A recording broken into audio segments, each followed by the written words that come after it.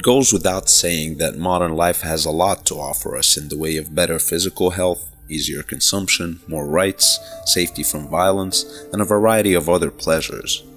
In doing so, though, it either suppresses or downright annihilates some of the core aspects of our human nature, some of which are so essential that they actually define us as humans. Take, for example, the way we're lined up in separate age groups instead of intermingling with all the other age groups we live among, or how many children are kept indoors until a certain age and gradually replace their need for a real environment to explore and interact with by resorting to virtual alternatives, or the concept of apartments itself, or how mass education engages young minds in abstractions that are almost completely detached from anything that they encounter in their daily lives outside the school. All of these are aspects of modern civilization that run counter to how our brains are naturally designed to experience the world. Among the elements that most characterize modern human life in almost every aspect of it is specialization or division of labor. Also, in my opinion, one of the most detrimental to the very core of our humanity. Work is perhaps the single most central aspect of human life. Depending on how we work and to what aims, we as humans have come to evolve in terms of our nature, modes of organization, types of civilizations, and pretty much everything else that is humanly conceivable. As the nature of our work changed from hunting-gathering to agriculture and then to industry, we moved from nomadic nuclear families to packs and then to tribes, and consequently to cities, nations, and empires. And from worshipping gods of nature and fertility, we came to develop gods that represented certain values that emerged with the emergence of permanently settled communities, and so on and so forth. Even our reproduction rates have adapted to agriculture and then to industrialization. Basically, all of the things that formulate the meaning of a human being's life revolve to some degree around work. And that's the core of the problem. Let's examine the patterns. From the moment you're born, you begin to explore the world around you as soon as you become capable of controlling your own body and receiving that world through your senses. You play with whatever object is laid in your hands while you're lying there helplessly, and then eventually you start crawling, which brings more objects into your reach, and then some more time passes until you become able to take your first upright steps as a walking human being. And that's when your world exploration goes into full gear. You start to run around, climb closets, dig holes in the ground, build sandcastles, grapple with kids your age or with your older siblings, disassemble devices and try to reassemble them. There's a reason why almost all children engage in variants of more or less these same activities during their childhood years, regardless of cultural and class differences. These activities seem almost instinctive. Then you go to school and the path to specialization begins, and the more you spend in education, the scope of your engagement with the world is narrowed down even further. Part of your education entails the suppression of so many of your instincts as a child, seeing as how in the modern world they're seen to push you towards misbehavior or unsafe activities. You and all the children around you are taught the exact same subjects and evaluated according to the exact same criteria, with total disregard to your idiosyncrasies and inborn inclinations, basically what defines you as an individual human. 12 years of that and you're qualified to undergo your college education, which takes you one step further towards specialization as you begin to study one particular field and then later major in one of its subfields. For 4 or maybe 5 years, you're surrounded with people who study the same subjects and are concerned with the same tasks and aims, and so you gradually develop into a beta model of an engineer or a lawyer or an accountant. You're now ready to pursue a career. But under today's mode of labor organization, you'll have to choose one of the many fractional functions of your field to specialize at. You can become a credit analyst, or a spectator sports accountant, or a copywriter, or an event planner, or any other specialty that will entail infinite repetition of the same, very specific mental processes. Eventually, you are personally and cognitively narrowed down to your job function. Not that it ceases to be challenging, but its challenges remain within a narrow scope inside your head, stimulating the same circuits and regions while keeping the rest at ease until they gradually dissolve into idleness. As you morph into your career's ideal character, you begin to approach your whole life using the same mental faculties that your job serves to empower, while other parts of your brain deteriorate until they are no longer influential in how you conduct your life. Think of it this way. A person who was concealed from danger their entire life would be mentally unprepared to deal with it, even if they possessed a level of physical health that surpasses that of a street-based thug who would likely be a drinker, perhaps even a smoker, and would be feeding in large part on junk food, which means he wouldn't be in optimal shape, physically speaking. So long as neither of them is majorly disabled, though, I believe mental abilities are in most ways more crucial than physical health, given that the brain just literally controls the entire body. So as long as it has something solid to wave around, it becomes the brain's responsibility to actually get you to do stuff in the world. Just like any other organ in our bodies, when parts of the brain are not utilized, they cease to function properly unless they are trained to do so. There are connections in the brain that might not even be formed in the first place because the brain was not stimulated in a way that tells it that it needs these connections.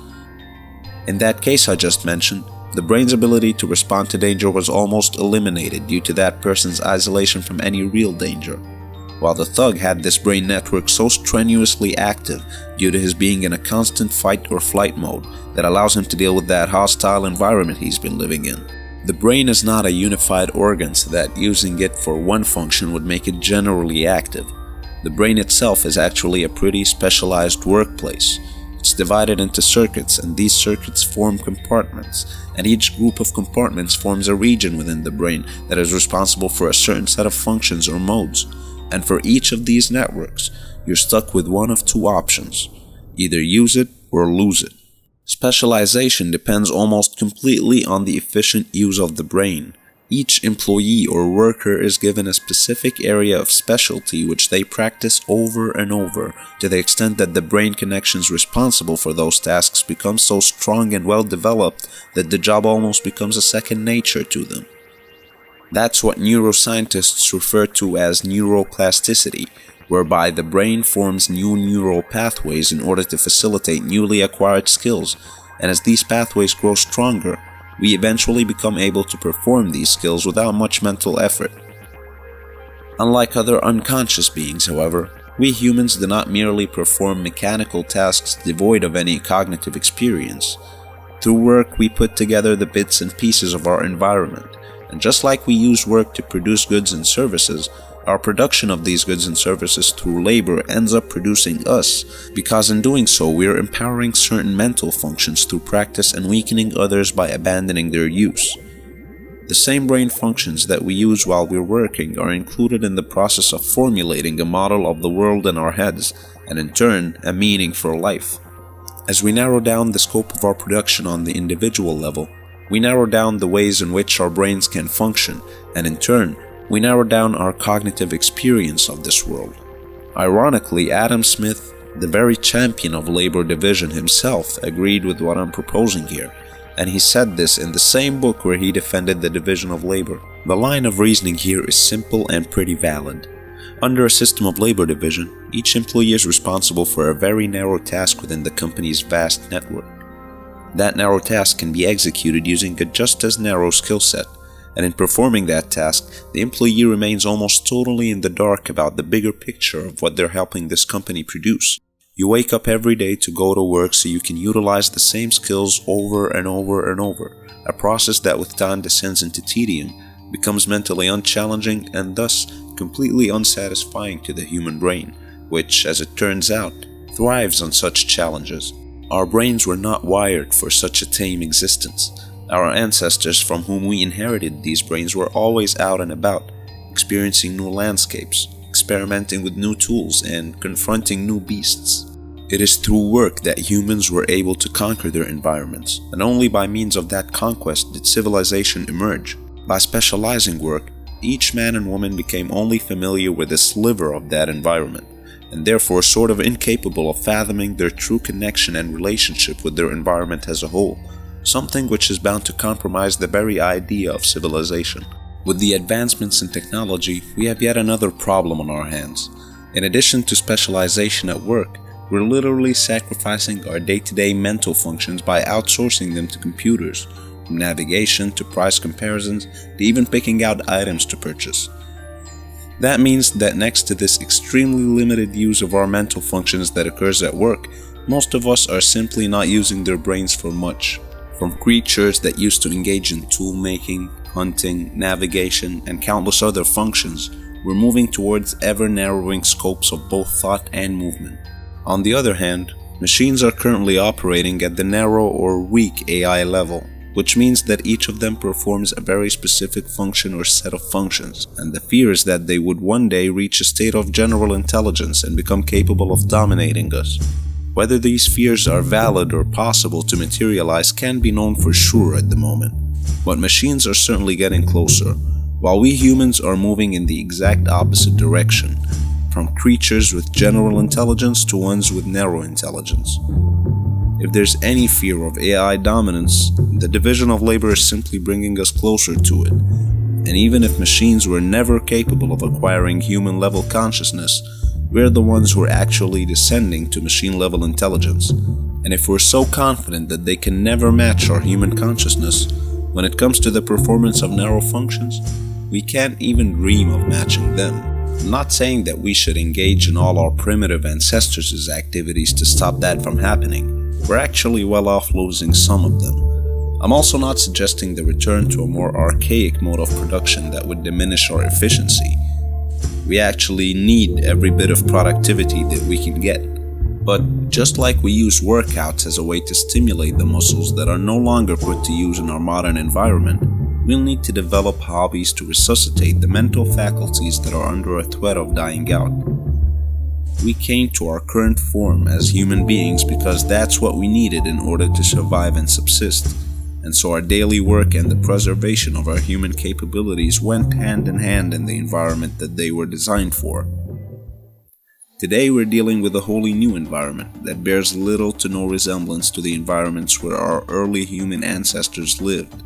And the way we work and support ourselves is in no way related to how the hunter-gatherers used to do it.